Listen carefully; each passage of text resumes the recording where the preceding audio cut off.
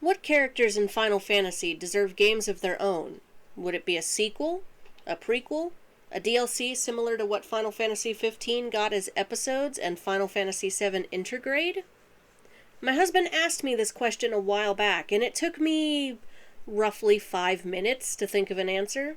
Now these are entirely my opinion, and if you don't agree with them, that's fine. I would love to hear your own opinions and ideas on the matter. I just thought this was a genuinely interesting topic for discussion. Spoilers ahead for Final Fantasies 1 through 6. You have been warned.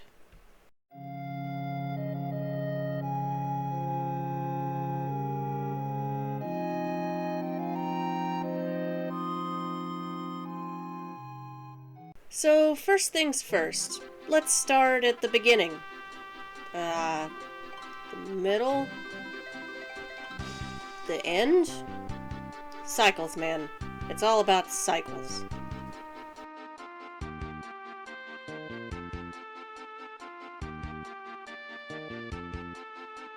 Garland is the first boss fight we ever have in a Final Fantasy game. He's kind of a pushover, really. We think little of his kidnapped Princess Sarah because I want to be king. Why doesn't Princess Sarah love me? Because we are too focused on saving Sarah to question why Garland suddenly made the turn from obedient, subservient knight to colossal madman. This is what a Garland game could actually answer. Garland as a character. What makes him who he is, and what was it that drove him insane? The novelization, Final Fantasy Memory of Heroes, gives us a few of these answers, but nothing concrete. Garland was sent by the King of Cornelia to a nearby abandoned shrine to stop monsters that had suddenly started attacking the kingdom in the middle of nowhere. It's only after Garland comes back triumphant from this mission that he starts lusting after Sarah, constantly going on about how he loves her and he wants to marry her. Of course, Sarah rejects him. He's being a bit clinging after all, but his demands are actually pretty fair. 1. Garland just wants to marry Sarah. 2. Garland wants to marry Sarah with the king's blessing. 3. Garland wants the throne. Not now, mind you, but he wants to rule when the king no longer can. Again, fairly easy demands, all things considered. But this isn't what we want the Garland game to cover. Oh no. We want the game to cover the before times. Garland's wish to become a Knight of Cornelia, his drive to succeed, his family. Does he have a pair of loving parents? Was he raised by a single mother? Does he have siblings? And Garland's rise through the ranks of the Kingdom's Guard to finally become Sarah's bodyguard. The novel gives us something of a hook to provide a bit of political intrigue. The king isn't quite as nice as you might think he is. In Memory of Heroes, the king outright threatens the Warriors of Light when they argue that Sarah's kidnapping is a domestic dispute and something they shouldn't be getting into. The king throws a fit and says that no one can enter or leave the Kingdom of Cornelia unless the Warriors of Light subdue Garland, even if this ends up killing his own people. A Garland game, if it ever came to pass, would in my eyes be very similar to the Episode of Arden DLC for Final Fantasy 15. We would get a bit of Garland's past, a bit of where that leads him to when he is then labeled as the strongest knight in Cornelia and given the privilege of being Sarah's guard. But most importantly of all, we need to find out just what it is that made Garland turn. What did Garland see in the shrine? What did he hear? What corrupted him? Was it simply a sad turn of fate for Garland to be doomed to an eternity of battle? Something that, while he thrived on it, became such a bore that he wished for defeat? Did he see his own sad fate, doomed to repeat it because it was the only way for the world, his kingdom, and Sarah, if he actually had grown to love her through the course of his service to the crown, to recover from the crystal's decay? I see the Garland game as not a full 40-hour game, but a smaller ordeal. Again, something more like the Arden DLC, or what we have been given as a timestamp for Final Fantasy VII Intergrade. A pretty dense, big package, but with a smaller runtime, say 5 hours or so?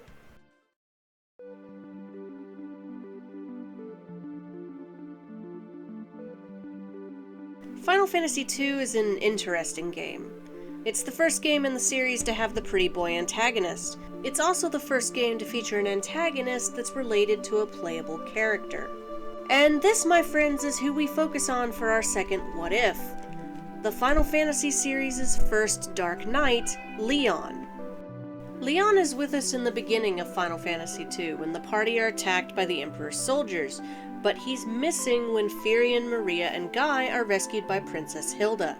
We meet Leon again later in the game and discover that he's faithfully serving the Emperor, and later attempting to take on the Emperor's place.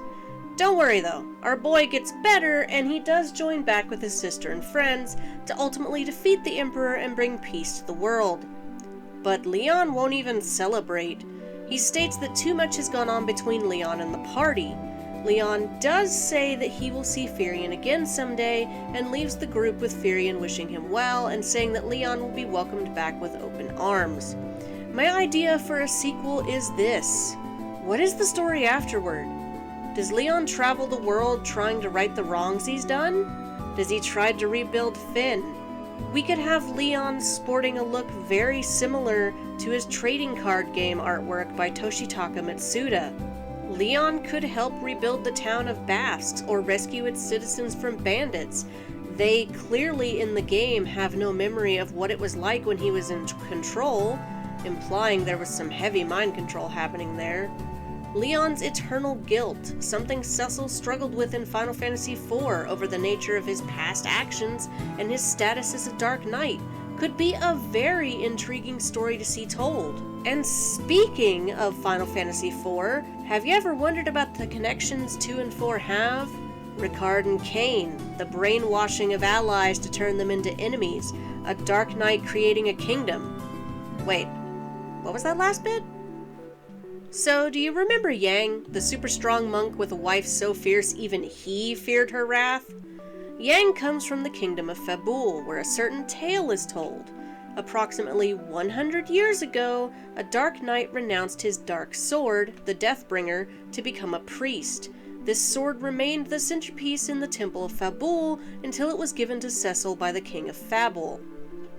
The Dark Knight who renounced his blade, much like Cecil in Final Fantasy IV, to become a purer, more true form of himself? This man was named Leonhardt. In Japanese, Leon's name is Leonhardt, a game following Leon in his journey of redemption, scouring the world, helping people rebuild, dealing with people, perhaps former soldiers of Palamecia, now searching for their own purposes in life, that know who Leon is? Can you imagine that? Leon meeting people who he has built a trust with, only for that trust to be ripped away when it's outed that Leon himself was one of the orchestrators of the destruction that's torn the world to shreds.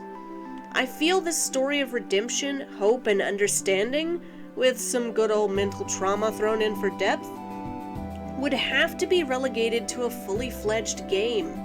Hell, can you imagine Firion, Maria, and Guy meeting up with Leon while he's experiencing a particularly rough time?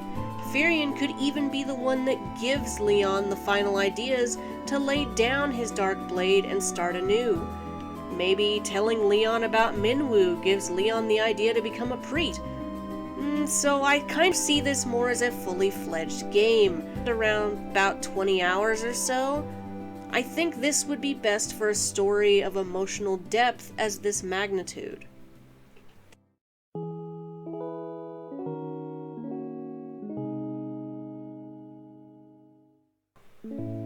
Now, this last one is my own personal bias, but goddamn do I love Final Fantasy VI. Final Fantasy VI wasn't the first Final Fantasy I played. A friend borrowed both 2 and 3 at the same time, and we played 2 first from what I can remember. But the story and characters of 6, or 3 as I originally knew it, will constantly be a presence for me. And while I think the game as a whole could do some very interesting things with a fully fledged sequel, that's not what I want. I want a game that takes place in the year after the destruction of the World of Balance. We know that Sabin travels around the wrecked world helping people out when he can. Sabin's a generally carefree individual who can suplex a death train.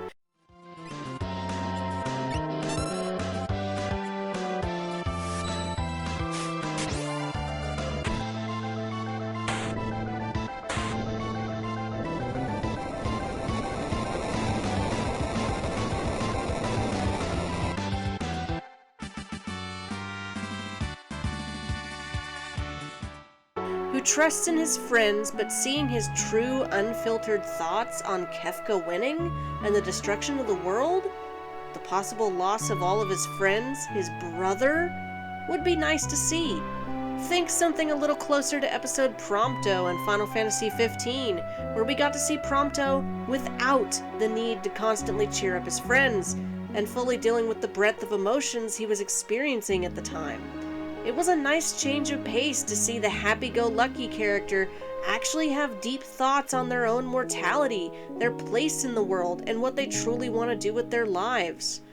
I have a feeling Sabin dealing with death, something he experienced the trauma of with both his mother and his father, via the Empire's machinations, and the thought that everyone he knew is possibly gone, only to then see something that gives him the hope to go on, if not for his friends, then to make the lives of other innocent people better, would be really good. Again though, I have a massive bias, and a lady boner, don't at me, for Final Fantasy VI and Sabin in particular, and in all honesty, every character deserves an episode of style DLC chapter, barring Celis, which those of you who played the game know why, to expand upon what happened in the Year of Darkness, let's call it. We get tidbits in the game, sure, but more fully fleshed out chapters exploring the motivations, emotional curveballs, and guts it takes to survive in a world gone to shit would be amazing. Sabin may just be the big dumb muscle of the group, but he's got a heart of gold, and we've seen the game give glimpses of him dealing with emotional trauma, the death of his father, and before that his mother, which ultimately led him to leave the kingdom and give up his title, and the betrayal of his best, and only, friend Vargas when he killed their master. But then the incident is just ignored. Be this a limitation of the time, the exceptionally large cast, or text limitations, it's not clear, but we know Sabin isn't entirely the dumb, muscle-headed idiot you might take him for. Look, I said he's not entirely dumb. Seeing Sabin actually break, actually be forced to deal with these feelings without his brother or others to act strong in front of, would be really nice to see. Because even if Sabin can suplex death himself, he can't fully outrun it, and that might be the scariest thing of all for him. Now, as much as I've gone on about this is nowhere near enough to make a full game. No, instead we would probably be dealing very much with a DLC type timestamp, so we'll say a few hours for episode 7, because hey, a few hours more with a character and a series I love is not something I'm gonna push aside. Thank you guys so much for watching. I hope you enjoyed this silly little what-if scenario. I would love to hear your thoughts on these ideas, or better yet, your own ideas for what characters deserve a sequel, prequel, DLC, episode, intergrade for Final Fantasy. I'm hoping to eventually start getting more things like this on my YouTube again. There are several theory videos I'm currently working on at the moment, and I have quite a few episodes of Alk's Game Corner written that I just have to get footage for and then record the audio. Seriously, thank you guys so much for sticking with the channel and my sporadic, non-existent update schedule. I have no idea why so many new people have suddenly subscribed to me, but please, let it be known that I appreciate all of you. Life has been pretty rough recently, what with the virus and politics and, well, everything. But I hope that you guys have all been able to stay safe, happy, healthy, and above all else, I hope you have a good day, good evening, or good night, and I'll see you later. And remember, the world is square.